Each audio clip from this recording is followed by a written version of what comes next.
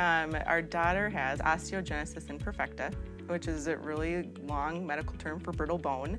So her bones break easier than other normal kids. We call it her superpower versus her, brittle bone. And so sending her somewhere for 8 hours a day, we wanted to make sure that those resources were up to speed on what the diagnosis is, how to treat her. So I heard about the Center for Inclusive Childcare through my mom, actually. She has been in early childhood for pretty much her entire life.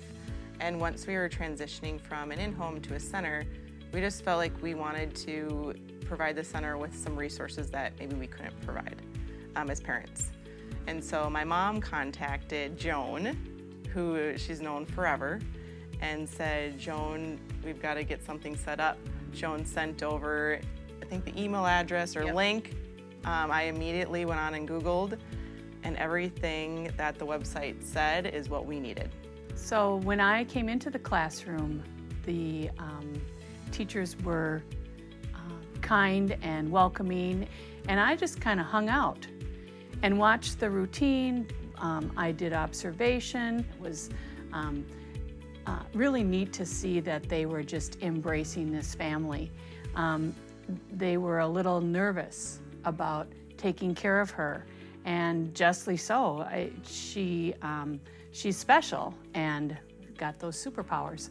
And I think as I went along with going on visits, I would email Devin, and I could hear in her email back to me, oh my gosh, I'm so glad. Oh my gosh, this is just wonderful. Oh my gosh. She just kept, every time I was able to give her feedback, she was appreciative of all that we were doing together. So since the coaching, we've noticed that the center has been much more open to asking questions. I think that's a lot of providers. They don't want to ask the questions because they should really know all this. No, they shouldn't. No, they shouldn't. And I help them to understand that, please, it would be better to ask the question than to not ask the question. Yes.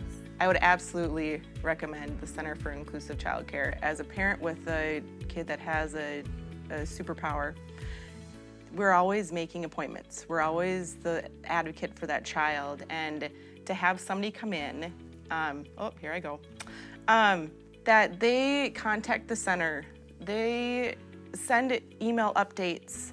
I was asking the provider or a couple of the teachers, I was like, so how's Joan, in the classroom? They said she just blends in. And so you kind of feel like a stigma is on you as a parent with a child with a certain disability, that you have this label.